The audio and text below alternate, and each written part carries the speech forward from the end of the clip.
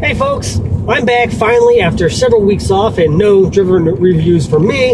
I am back with an all-new top speed driven review. If you forget who this smiling face happens to be, I am the editor-in-chief for topspeed.com, and today I am in my last day of a week-long experience with the 2015 Acura ILX with the premium package. You know, if you read some reviews on the ILX, you get a lot of mixed reviews.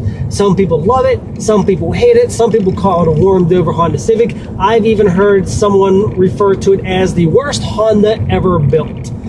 Well, there is some truth to that. If you go out and you drive the hybrid ILX or the 2.0 liter ILX, sure, you're going to run into a lot of bad stuff because it has the standard Honda Civic engine, 150 horsepower, no real torque to speak of. And the hybrid is, well, your standard blah hybrid. This one, however, comes with the 6-speed manual transmission that also gets you the same 2.4 liter 4-cylinder that the Honda Civic Si comes with. Now, this doesn't have the same horsepower and torque as the Si. They slightly detuned it a little bit for the Acura ILX. So what you actually get is 170 foot-pounds of torque and 201 horsepower. It all comes at that really high revvy 7,000 RPMs for the horsepower, and torque comes in at a fairly low 4,400 RPMs.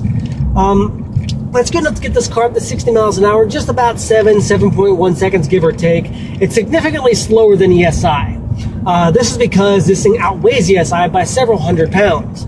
On the inside, what you're getting is a whole lot of luxury. That's why this thing weighs so much more than the Civic. You get leather interior, you get a premium sound system, you get LCD screens, you get premium touch everywhere, soft touch dashboard, all that good stuff.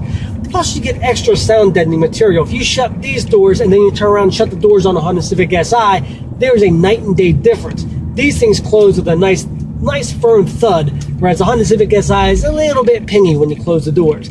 So you can really tell a difference.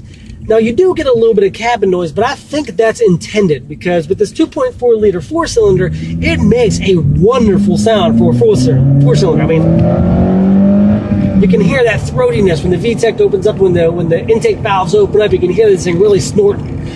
Sure, it's not like an an Audi snort, but it's okay for a little floor banger that comes out of Honda. You get a little bit of exhaust note, which I think again is intended. It's not overbearing. Once you pop it in 6th gear and you just start cruising, you're fine. The exhaust note dies down. You don't really hear it as much. Now, once you get up to like 70 miles an hour, you do get a little bit of a drone. So there's kind of a downside to it. But really what Acura is pegging this vehicle as is a sports luxury sedan. So when you get in that sporty side, you're not really expecting a very quiet interior. Sure, when you get in a BMW 3 Series, yeah, you get a pretty peaceful cabin, but you're also paying about $8,000 more just to get into one. Now, we're talking about price. That is one point that I will tell you is very sour for me. This thing for the premium package comes in at $29,350. After you tack on delivery fee and all that goodies, you're up over $30,000. For $30,000, I can get a lot more car.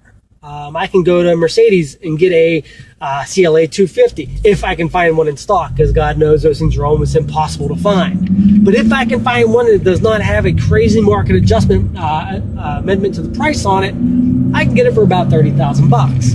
And you're getting a whole hell of a lot more car. Sure, you may not get all of the features this has. You're not getting real leather interior. You're getting that MB Tech stuff. But you're getting a better built car. You're getting a Mercedes. And when you're buying a Mercedes, you're willing to make some sacrifices. And with this car, you're also making sacrifices, but you're not getting a Mercedes. You don't get standard navigation. You don't get adaptive cruise control. You don't get a whole lot of features. The dash is still this horrible soft top rubber stuff that Acura has done for years that I can't stand. But again, it is an Acura, and you kind of come to expect this stuff when you're buying an Acura, because they are essentially, as much as I hate to say it, rebadged, warmed over Hondas. But that's a little bit unfair in the case of the ILX, because from the outside, the ILX is obviously a redone Honda Civic. If you park it right next to a Civic, you're going to be able to tell it's a Civic. but also parked right next to the Civic, you're going to notice the very distinct things that make this an Acura ILX.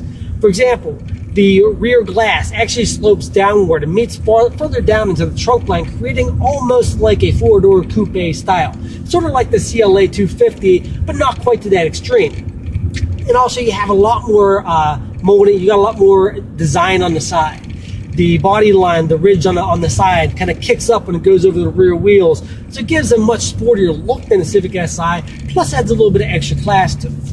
And on this one, the Acura grille, that massive beak that everyone complains about, isn't too bad. It's still there, it's still obvious, but it's nowhere near as bad as it is on some of the larger Acuras you get.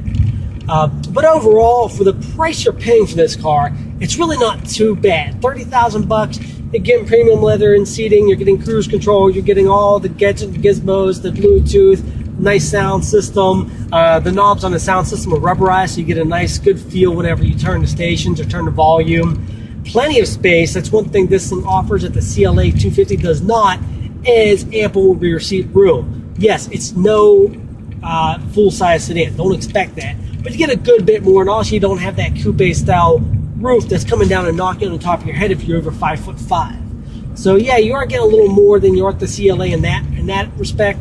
Also, you're getting a leather interior, whereas the CLA comes with MB Tex and all that stuff. So overall, it's a good deal, but you have to kind of make a sacrifice. Do I want to buy a Mercedes, or do I want to buy an Acura? That is a decision that is for you. I say it's an okay deal, but check out the CLA before you jump into this, because you want to be able to compare what you're getting with the CLA and what you're getting with this. In the CLA, you're going to get a quieter cabin, you're going to get a better ride, you're going to get some extra feel-good goodies. It's going to feel better on the road. With this, you're getting extra technology goodies. You're getting a better sound system, you're getting real leather interior and things like that. So have a look at the CLA, then have a look at the ILX. Make your decision from there. Either one is a great deal. You can check out my full review after the jump. I really appreciate you guys checking me out, and I'll catch you guys next week. Thank you so much.